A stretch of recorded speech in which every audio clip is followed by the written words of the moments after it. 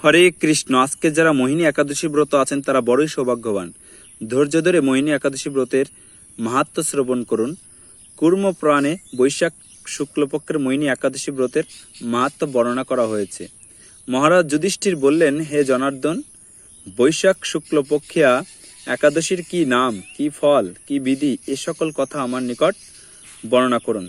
উত্তরে ভগবান শ্রীকৃষ্ণ বললেন, হে ধর্মপুত্র, আপনি আমাকে যে প্রশ্ন করেছেন, পূর্বে শ্রীরামচন্দ্র বশিষ্ঠের কাছে এই একই প্রশ্ন করেছিলেন।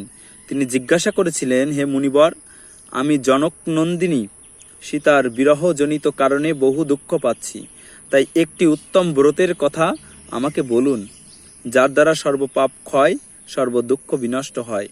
এই কথা শুনে বশিষ্ঠদেব বললেন, হে রামচন্দ্র, তুমি উত্তম প্রশ্ন করেছ। যদিও তোমার নাম গ্রহণেই মানুষ পবিত্র হয়ে থাকে, তবুও লোকের মঙ্গলের জন্য তোমার কাছে সর্বশ্রেষ্ঠ ও পরম পবিত্র একটি ব্রতের কথা বলছি। সেটি হলো বৈশাখ মাসে শুক্লপক্ষে একাদশী মোহিনী নামে প্রসিদ্ধা। এই ব্রতের প্রভাবে মানুষের সকল পাপ, দুঃখ, মোহজাল অচিরেই বিনষ্ট হয়। তাই মানুষের উচিত এই সকল পাপ ক্ষয়কারী ও সর্ব দুঃখ বিনাশিনী এই একাদশী ব্রত পালন করা। একাগ্র চিত্তে তার মহিমা তুমি শ্রবণ করো। এই কথা শ্রবণ মাত্রেই সমস্ত পাপ বিনষ্ট হয়। পবিত্র সরস্বতী নদীর তীরে ভদ্রাবতী নামে এক সুশোভনা নগরী ছিল। চন্দ্রবংশজাত ধৃতিমান নামে এক রাজা সেখানে রাজত্ব করতেন। সেই নগরীতেই ধনপাল নামে এক বৈশ্য বাস করতেন। তিনি ছিলেন পুণ্যকর্মা ও সমৃদ্ধিশালী ব্যক্তি। তিনি নলকূপ, জলাশয়, উদ্যান, মঠ ও গৃহ ইত্যাদি নির্মাণ করে দিতেন। তিনি ছিলেন বিষ্ণুভক্তি পরায়ণ ও শান্ত প্রকৃতির মানুষ। সুমনা, দ্যুতিমান, মেধাবী, সুকৃতি ও ধৃষ্টবুদ্ধি নামে তার 5 জন পুত্র ছিল। পঞ্চম পুত্র ধৃষ্টবুদ্ধি ছিল অতি দুরাচারী। সে সর্বদা পাপকার্যে লিপ্ত থাকত। পর স্ত্রী সঙ্গী, বেশ্যাসক্ত, লম্পট ও দ্রুতক্রীড়া প্রভৃতি পাপে অত্যন্ত সে আসক্ত ছিল। দেবতা, ব্রাহ্মণ ও পিতামাতার সেবায় তার একেবারেই মতি ছিল না। সে অন্যায় কার্যে রত, দুষ্ট স্বভাব ও পিতৃধন ক্ষয়কারক ছিল। সবসময় সে ভক্ষণ ও সুরাপানে মত্ত থাকত। পিতা ধনপাল একদিন পথে চলছিলেন। হঠাৎ তিনি দেখতে পেলেন যে ধৃষ্টবুদ্ধি এক বেশ্যার গলায় হাত রেখে নিঃসংকোচে ঘুরে বেড়াচ্ছে। তার নির্লজ্জ পুত্রকে এভাবে চৌরাস্তায় ভ্রমণ করতে দেখে তিনি অত্যন্ত মর্মাহত হলেন। এই কুস্বভাব দর্শনে ক্রুদ্ধ হয়ে তিনি তাকে গৃহ থেকে বার করে দিলেন। তার আত্মীয় স্বজনও তাকে পরিত্যাগ করল। সে তখন নিজের অলঙ্কারাদি বিক্রি করে জীবন অতিবাহিত করতে লাগলো। কিছুদিন এইভাবে চলার পর অর্থাভাব দেখা দিল। ধনহীন দেখে সেই বেশ্যাগণও তাকে পরিত্যাগ করল। অন্ন বস্ত্রহীন ধৃষ্টবুদ্ধি ক্ষুধা তৃষ্ণায় অত্যন্ত কাতর হয়ে পড়ল। অবশেষে নিজের গ্রামে সে চুরি করতে শুরু করলো। একদিন রাজপ্রহরী তাকে ধরে বন্দী করল, কিন্তু পিতামাতার সম্মানার্থে তাকে মুক্ত করে দিল। এভাবে বার কয়েক সে ধরা পড়ল এবং ছাড়া পেল, কিন্তু তবুও সে চুরি করা ছাড়ল না।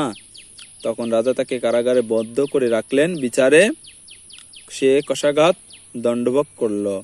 কারাভোগের পর অন্যান্য উপায় ধৃষ্টবুদ্ধি বনে প্রবেশ করল। সেখানে সে পশু পাখি বধ করে তার মাংস ভক্ষণ করে অতি দুঃখে পাপময় জীবন যাপন করতে লাগলো। দুষ্কর্মের ফলে কেউ কখনো সুখী হতে পারে না। তাই সে ধৃষ্টবুদ্ধি কি করলো দেখুন, দিবারাত্রি দুঃখ শোকে জর্জরিত হলো। তারপর কি হলো? এভাবে অনেক দিন অতিবাহিত হলো। কোন পুণ্য ফলে সহসা একদিন সে কৌণ্ডিন্য ঋষি আশ্রমে উপস্থিত হলো। বৈশাখ মাসে ঋষিদের গঙ্গা স্নান আশ্রমের দিকে প্রত্যাবর্তন করছিলেন। শোকাকুল ধৃষ্টবুদ্ধি তার সম্মুখে উপস্থিত হলো।